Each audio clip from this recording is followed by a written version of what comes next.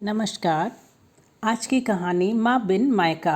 भाई के बहुत जिद करने पर अनीता बच्चों के साथ अपने मायके रवाना होली। प्रकाश, जल्दी लेने आइएगा और हाँ, बार बार फ़ोन कर जल्दी आने को कहते रहिएगा। अनीता, क्या हो गया है तुम्हें? अनूप कब से आने की जिद कर रहा है। जा रही हो तो कुछ दिन आराम से रह कर आओ। भाई है तुम्हारा, अचानक इतनी दूरी क्यों? आराम से रह कर आऊं? क्या कह रहे हो? तुम्हें तो बस अपनी स्वतंत्रता से मतलब है, किसी दूसरे की भावनाओं से कोई लेना देना नहीं। कह दिया ना, 2-4 दिन बाद वापस आने की जिद करना, बस यही एक कहा मान लो। रात की ट्रेन में प्रकाश ने अनीता व बच्चों को बैठा दिया। ट्रेन अगले दिन सुबह हैदराबाद पहुंचने वाली थी। न जाने कितने विचार अनीता के मन को बेचैन कर रहे थे। जल्दी सोने से सुबह जल्दी होगी, इस विचार से बच्चे सो चुके थे। ट्रेन के हर झटके से अनीता हर बार कुछ नया सोचने लगती। ट्रेन ट्रेन की आवाज़। हाँ जी प्रकाश, सोई नहीं? नहीं, मेरी याद आ रही है। हाँ, अब बाकी तो ज़िंदगी में बचा ही क्या है। सुनो, ट्रेन समय पर चल रही है, सुबह जल्दी पहुंच जाओगे। ऐसा करता हूँ, अनूप को फ़ोन कर लेने आने को कह देता हूँ। नहीं नहीं, उसकी कोई ज़रूरत नहीं, मैं कैब बुक करवा खुद पहुँच जाऊँगी। आप सो जाइए, सुबह घर पहुँचकर बात करते हैं। फ़ोन रखा तो मन में कई सवाल जवाब तहलका मचा रहे थे। मन में पूरे समय मायके की यादें थी, माँ की आवाज़ थी। मैंने अनूप को बोला था, ले आ बिटिया को, अकेले बच्चे और सामान लाना मुश्किल होगा। दुष्ट हिला भी नहीं, पहली बार थोड़ी आ रही है, सारे गली मोहल्लों से परिचित है। वो तो यहाँ की डॉन थी, अपने आप आ जाएगी। बातें याद कर एक हंसी अनीता के चेहरे में दौड़ गई। अनूप की शादी के बाद सब कुछ कितना बदल गया था। माँ जब लाने को कहती तो कहता, माँ आ जाएगी ना, सालों से आ रही है। फिर कौन सा बैठने से पहले मुझे फ़ोन कर लेने आने को बोली थी। अरे दुष्ट, क्या कह रहा है? बहन है तेरी, कितनी खुशी होगी उसे अगर तू लेने गया तो। माँ, अब मेरी भी जिम्मेदारियाँ हैं, ये लेने जाना छोड़ना, इन सब के लिए मेरे पास समय नहीं होता। जब एक शहर से दूसरे शहर आ सकती है तो एक स्टेशन से घर आने में क्या परेशानी? मना कर रहा है अनीता, कितनी बार बोला पर लेने आने को तैयार नहीं। कोई बात नहीं माँ, मत कहा करो, अब वो भी बच्चा नहीं है, उसकी भी शादी हो गई है। मेरे जीते जी तो मना मत कर। मेरे जाने के बाद जैसा रिश्ता निभाना है निभाते रहना। छोड़ो ना माँ, क्यों बात का बतंगड़ बनाना। मैं आ जाऊंगी अपने आप, मत कहा करो उसे। न जाने कितनी बातें उसके मानस पटल पर दौड़ने लगी। जबरन आंख बंद कर नींद से मुलाकात करने की कोशिश अंततः सफल हुई। सुबह अचानक घबरा कर उठी तो देखा सही समय पर नींद खुली है। गाड़ी स्टेशन पर दौड़ रही थी। बाहर झांक कर देखा तो हैदराबाद लिखा था। बच्चों उठो बेटा, चलो हमें उतरना है, जल्दी करो, नीचे उतर कैब बुक करवा लेंगे। अलसाई आंखों से बच्चे अपना अपना सामान ले खड़े हो गए। मन में सोचने लगी, अभी तक माँ 10 फ़ोन कर देती थी, पता नहीं घर का माहौल कैसा होगा, जाते ही किससे सामना होगा, वो अपना सामान कौन से रूम में रखेगी, और भी न जाने क्या क्या। जैसे ही बच्चों को उतारा, अनूप ने कहा, पूरी कोशिश की है कि तुझे माँ की कमी महसूस ना हो। माँ बिना भी मायका होता है, भाई भाभी के साथ। क्या अपनत्व में कोई कमी तो नहीं? कैसी बातें कर रहा है।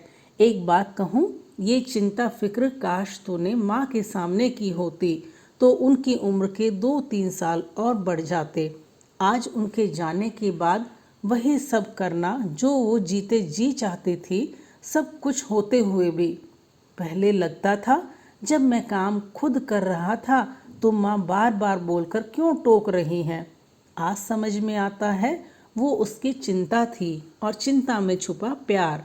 हम बड़े हो गए थे पर शायद उसके लिए तो बच्चे ही थे। ये सब उसके जाने के बाद समझ आया। लेकिन तू है ना बिल्कुल माँ जैसी। अनीता को अनूप की बातों में सच का आईना दिख रहा था। पूरे दिन मन भारी था। देखते ही देखते 15 दिन बीत गए। मायके की हर चीज़ में माँ की मौजूदगी आज भी थी। कल रवानगी थी। शायद इसीलिए मन बुझा बुझा सा था। सब देर रात तक बातचीत करते रहे। अचानक भाभी को याद आया, अरे दी, माँ के कमरे में उनका एक बक्सा रखा है। वो शायद उनका सबसे अजीज बक्सा था। ये उसकी चाबी है। मैं चाहती हूँ आप उसे खोलें। ऐसा क्यों?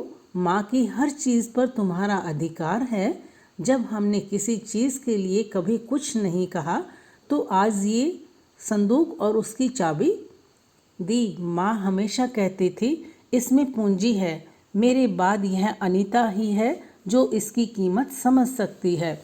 बुरा मत मानिएगा। अच्छा हो इसे आप ही खोलें। कांपते हाथों से अनीता ने बक्सा खोला। दुनिया भर की कतरनों से भरा बक्सा ऊपर से सब हटाती चली गई। पापा का कुर्ता पजामा रखा था, खादी का कुर्ता। देख ले, आया इस बार खादी का कुर्ता। संभाल कर रख, अनूप के जन्मदिन में पहनूंगा। दुनिया आगे बढ़ रही है। लोग कोट पहनते हैं और आप हद करते हो जी। पूजा पाठ थोड़ी है। लेकिन अनूप के जन्मदिन पर अरमान मन में दबाए पापा एक दुर्घटना का शिकार हो सब कुछ यहीं छोड़कर चले गए। शायद माँ के लिए पापा की पसंद का कुर्ता उस दिन से बेहद अजीज हो गया था। नीचे देखा तो भाई के मुंडन के कपड़े, अन्नप्राशन के कपड़े रखे थे। हर एक चीज़ माँ की ममता से ओत-प्रोत थी। अचानक हाथ में वो गुड़िया आ गई जो अनीता कभी जिद करके लाई थी। अनीता अब जिद की तो चांटा लगने वाला है। माँ दिलवा दो ना वो गुड़िया। दिमाग खराब है तेरा? इतनी महंगी गुड़िया? कुछ और ले लो बेटा। थोड़े दिन बाद तो इसकी तरफ झांकेगी भी नहीं। लेकिन अनीता पर तो बड़ी सी गुड़िया का भूत सवार था। लाकर थोड़े दिन खेल उसे पटक दिया।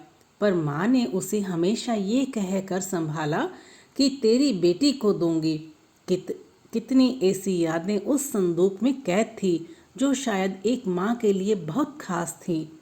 भाभी, क्या ये संदूक मैं? हाँ हाँ दी, इसकी कीमत आपसे ज़्यादा कोई नहीं समझ सकता। देर रात तक सब बात कर सब सो गए। अनीता मध्यम रोशनी की दीवार पर लगी माँ की तस्वीर को देखती रही। कहाँ चली गई माँ? सब कुछ होते हुए भी तुम्हारी कमी कोई पूरी नहीं कर सकता। पलक झपकते ही माँ साथ थी। अनीता, सारा सामान रख लिया ना? ये देख, ये साड़ी तेरे लिए रखी थी, रख ले इसे। माँ, ये तो तुम्हें मामा ने दी थी, तुम पहनना। नहीं, मैं पहनूं या तू, एक ही बात है। मैं ये रंग कहाँ पहनती हूँ? उसी दिन तेरे लिए रख दी थी। ये ले, ये अचार की शीशी भी रख। माँ, भाभी क्या कहेगी? कोई कुछ नहीं कहेगा। ये मैंने चुपचाप तेरे पसंद की डालकर रख दी थी, रख ले बैग में। सुबह विदाई दी। चुपके से पर्स निकाल एक रुमाल में लगी गांठ खोलने लगी और कुछ पैसे निकाल बिटिया के हाथ में रख दिए। ये क्यों माँ? इतना कुछ तो दे दिया। मेरा आशीर्वाद है बेटा। अभी पापा होते तो बिना कहे कितना कुछ करते। चल जल्दी कर, कुछ खाए बिना घर से नहीं निकलने दूंगी। ससुराल में ऊंच नीच हो तो बात वहीं दबा देना। खुश रहना। और इतना कह माँ ने प्यार भरी झप्पी दे दी। अनीता, अनीता सोती रहेगी, ट्रेन का टाइम हो गया है। हाँ माँ, कह जैसे ही आँख खोली भाभी सामने खड़ी थी। मन में आया कह दूं, क्यों उठाया भाभी? माँ के सानिध्य में थी। फटाफट उठ तैयार हुई। भाभी ने नाश्ता करवा विदा किया। भाई भी पीछे खड़ा था। दी, आती रहना, जल्दी जल्दी आना। सीने से लग दोनों के आंसू छलक पड़े। कभी पराया मत समझना। तेरे मायके में तेरा सम्मान हमेशा इसी तरह होगा। ये एक भाई का वादा है। मुस्कुरा माँ की फोटो की प्रणाम कर जाने लगी। जा रही हूँ माँ, आज तेरे बगैर मायका क्या होता है ये जान लिया। तुम सिर्फ आंखों से दूर हुई हो, तुम्हारी मौजूदगी तो मायका शब्द में है। घर पहुंच गुमसुम बैठी थी।